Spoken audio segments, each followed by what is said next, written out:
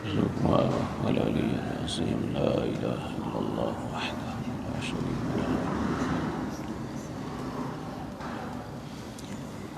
إن الحمد لله نحمده ونصلي على رسوله الكريم أما بعد أعوذ بالله السميع العليم من الشيطان الرجيم بسم الله الرحمن الرحيم وَإِنَّكَ لَعَلَى خُلُقٍ عَظِيمٍ۔ حضرات محترم، رمضان المبارک کے آغاز سے اب تک اللہ رب العزت نے جو اپنے بندوں پہ مختلف عبادات فرض کی ہیں ان کا تذکرہ عرض کر رہا ہوں۔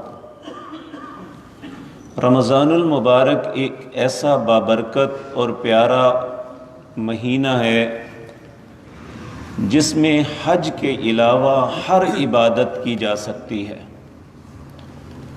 بلکہ بہت سے انسان، بہت سے خوش نصیب ایسے ہیں جو ان ساری عبادتوں کو اپنی زندگی کا حصہ بناتے ہیں۔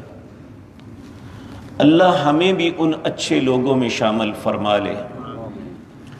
آپ دیکھیں، مسلمان اکثر اوقات نماز کی کوتاہی کرتا ہے، لیکن رمضان میں اس کی ترتیب بڑی اچھی بن جاتی ہے کہ نماز کو با جماعت ادا کرنا۔ بعد سارا سال قرآن کے لیے وقت نہیں ملتا، لیکن رمضان میں کچھ نہ کچھ دل میں ضرور آتا ہے کہ میں قرآن کے کچھ الفاظ کلمات کو پڑھ لوں۔ اسی طرح اللہ کے رستے میں خرچ کرنا، یہ بھی ہر انسان اگر اللہ نے اسے استطاعت دی ہے تو وہ ضرور کرتا ہے۔ دعا آپ دیکھیں گے کہ انسان چاہتے نہ چاہتے ہوئے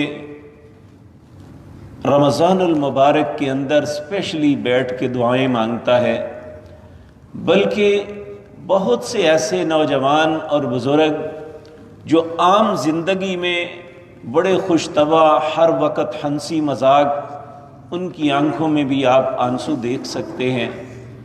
اللہ ذل قیاس، روزہ رکھنا، رات کا قیام کرنا، یہ ساری چیزیں انتہائی خوبصورت ایسی ہیں جس طرح آپ بہار کے موسم میں مختلف پھل اور پھول کھلتے ہوئے دیکھتے ہیں۔ اسی طرح رمضان اس دفعہ تو ایک آفت کی وجہ سے بہت پھیکا گزر رہا ہے۔ شاید ہم لوگوں پہ حسن ظن رکھتے ہیں جو بہت بڑی تعداد میں مساجد میں آتے ہیں، گھر میں یہ سب کچھ کر رہے ہوں گے، لیکن اگر اس میں کوتاہی ہے تو بہت بڑی بدنصیبی ہے کہ جس کی زندگی میں موسم بہار آئے بھی لیکن نہ کوئی درخت ہرا ہو، نہ کوئی پھل پھول لگے، تو ایسے موسم بہار کا کیا فائدہ کسی کو۔ اسی طرح یہ بھی ایک نیکیوں کا موسم بہار ہے جو اللہ رب العزت نے اہل اسلام کو عطا کیا ہے۔ تو اگر اس موسم بہار میں ہمارے اندر قرآن کی تلاوت کا جذبہ نہیں پیدا ہوا، ہم نے روزے رکھ کے اپنے رب کو راضی نہیں کیا، ہم نے دعائیں مانگ کے اللہ سے اپنی التجائیں اللہ کے حضور نہیں رکھی، اپنی خطاؤں پہ معافی نہیں مانگی، تو ایسے ہی ہے جیسے بہار کے اندر بھی بعض درخت سوکھے ہی رہ جاتے ہیں۔ تو میرے عزیز بھائیوں، عبادات کے بعد اسلام کے اندر جو سب سے اہم چیز ہے وہ اچھا اخلاق ہے۔ اللہ رب العزت نے اپنے حبیب کریم جناب محمد الرسول اللہ صلی اللہ علیہ وسلم کی جہاں بہت سی تعریفات کی ہیں، بہت سے اوصاف کا تذکرہ کیا ہے، وہاں آپ کا ایک وصف یہ بھی ہے کہ وَإِنَّكَ لَعَلَى خُلُقٍ عَظِيمٍ، اللہ نے آپ کو بہت عظیم خلق سے نوازا ہے۔ اب سوال یہ پیدا ہوتا ہے کہ خلق کسے کہتے ہیں؟ ہمارے ہاں یہ ایک تصور ہے کہ خلق اسے کہتے ہیں کہ میں آپ سے عزت کے ساتھ، احترام کے ساتھ بات کروں تو یہ خلق ہے۔ اس میں کوئی شک نہیں، یہ بھی خلق کا ایک حصہ ہے، یہ سارا خلق نہیں ہے۔ خلق کیا ہے؟ اماں جی عائشہ صدیقہ رضی اللہ تعالی عنہا، ان سے ایک شخص نے سوال کیا، اے اماں جان، ہمیں نبی کریم صلی اللہ علیہ وسلم کا اخلاق بتائیے کہ وہ کیا تھا۔ تو اماں جان نے تعجب سے اسے کہا، بیٹے کیا تو نے قرآن نہیں پڑھا ہوا؟ کہا ہاں اماں جان میں نے قرآن پڑھا ہوا ہے۔ تو کہا قرآن کا ایک ایک حرف جو ہے یہ رسول اللہ کا اخلاق ہے، یعنی اخلاق یہ ہے کہ انسان اللہ کے جس حکم کو سنتا ہے اس کی تعمیل کرتا ہے۔ ہم یہ سمجھتے ہیں کہ بعض لوگ پولائٹ گفتگو کرنے والے یہ بڑے اچھے اخلاق کے مالک ہیں۔ یاد رکھیں وہ اخلاق نہیں جب اچھا بولنے والے کا دل بھی صاف نہ ہو۔ بعض لوگ جس طرح یہود ہیں، آپ اگر ویسے ان کے قریب رہیں، ان سے بات کریں، ان سے معاملہ کریں تو آپ کو ایسا لگے گا جیسے ان جیسا با اخلاق بندہ ہی کوئی نہیں۔ لیکن جب مفادات کی بات ہوگی تو وہ ایسی چوٹ ماریں گے آپ ساری زندگی یاد کریں گے۔ پوری دنیا کے اندر آپ دیکھ لیں جتنا ظلم اور زیادتی ہے یہ سارے کا سارا ان کے ہاتھ میں ہے۔ ویسے دیکھیں تو بڑا اخلاق اچھا ہے، جب کسی کو ملیں گے بڑے اچھے طریقے سے، یا یہی سمجھ لیں کہ ہماری پولیس بعض اوقات بڑے اخلاق کا مظاہرہ کرتی ہے کہ بڑے کسی کو کھڑا کیا، السلام علیکم، کیا حال ہے، آپ کے گھر والے کیسے ہیں، آپ ٹھیک ہے نا، تو ساتھ چلان شروع کر دیا۔ تو یہ اچھا اخلاق نہیں ہے۔ انسان ہاتھ ملا کے اور اندر سے چھری گھونپ دے، اس کا نام اخلاق نہیں ہے۔ یاد رکھیں نبی کریم صلی اللہ علیہ وسلم کو کیوں کہا گیا کہ وَإِنَّكَ لَعَلَىٰ خُلُقٍ عَظِيمٍ، آپ کو سب سے اچھے اخلاق سے نوازا گیا۔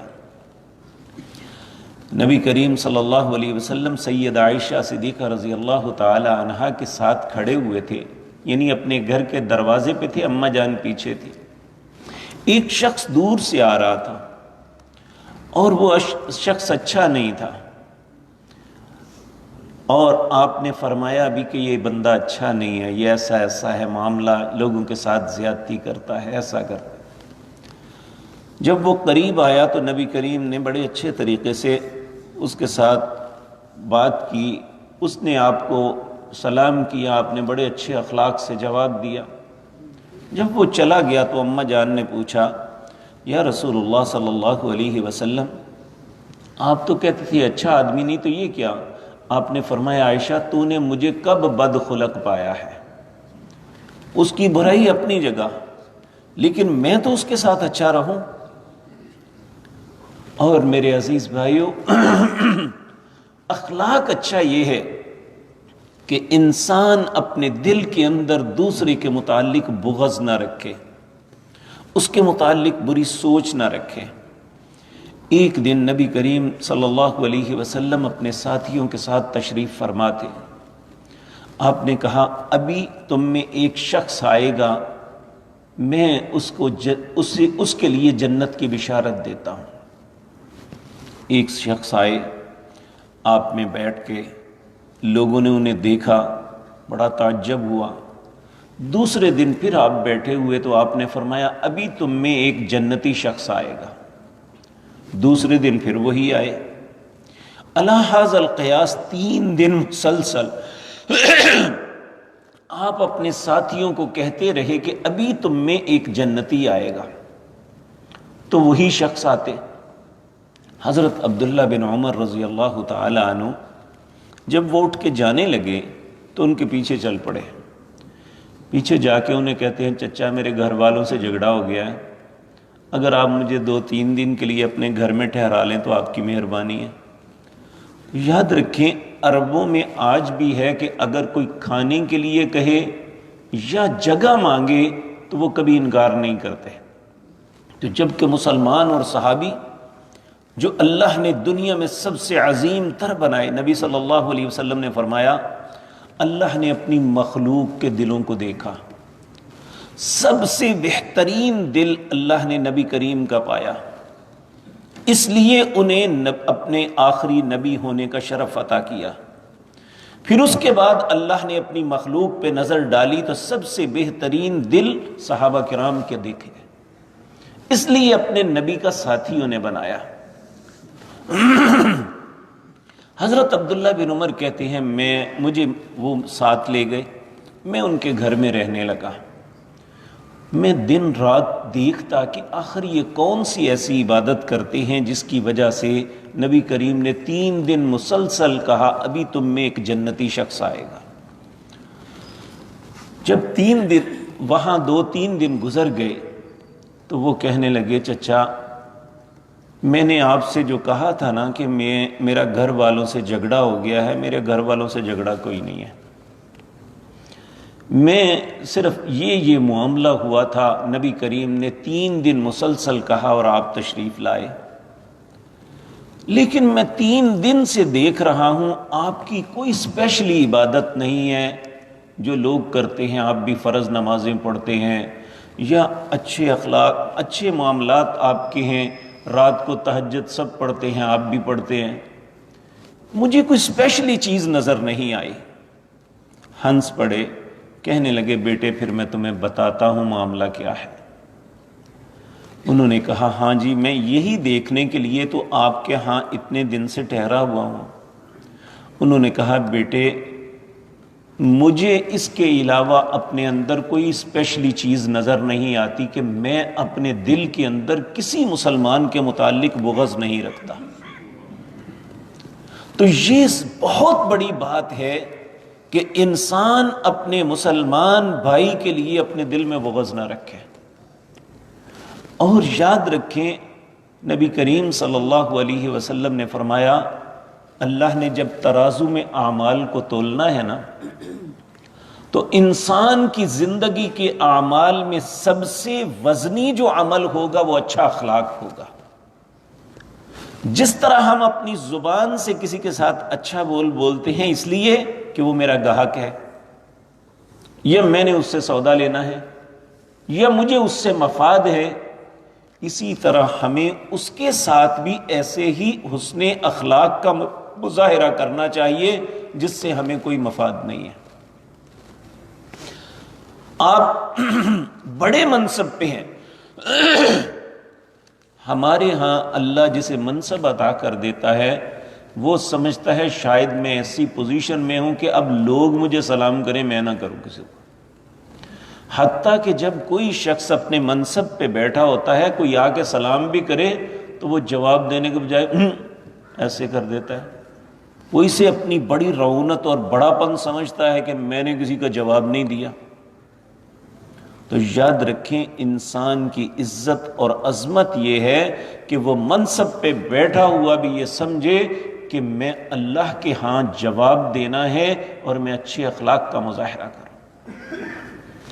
اور یاد رکھیں انسان کے باطن کو دیکھنے والی تو اللہ کی ذات ہے، ظاہر تو لوگوں کے سامنے ہے نا، تو ظاہراً انسان کی زبان سے نکلنے والے کلمات ہیں۔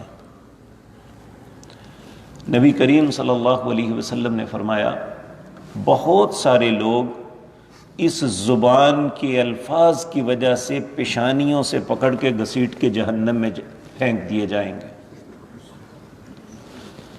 ایک صحابی نے کہا یا رسول اللہ صلی اللہ علیہ وسلم کیا زبان کی باتوں کی وجہ سے جہنم میں جائیں گے؟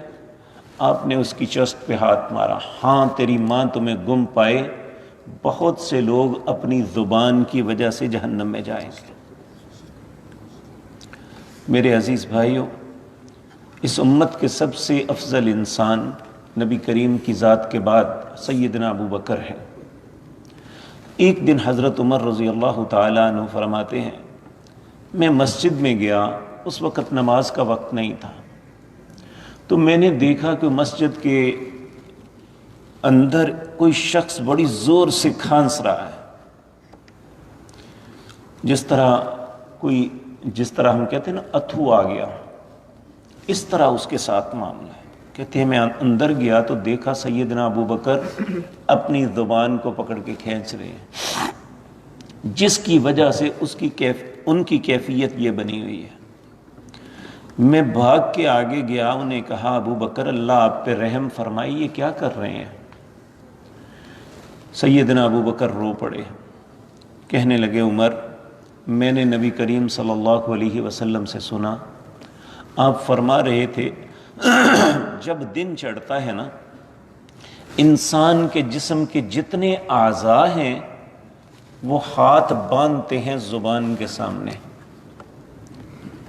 کہ تو اچھا بولے گی تو ہمارے لیے بھی خیر ہے، تو برا بولے گی تو مار ہمیں پڑے گی۔ اب زبان کو نکال کے تو کسی نے نہیں مارنا، تو مار کسے پڑتی ہے؟ جسم کو۔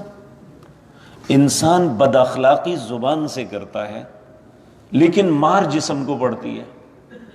تو کہا، نبی کریم نے کہا کہ وہ سارے کہتے ہیں اگر تو ٹھیک رہی تو ہم بھی سب ٹھیک ہیں، ہم بھی محفوظ ہیں، اگر تو غلط ہو گئی تو ہم بھی غیر محفوظ ہیں۔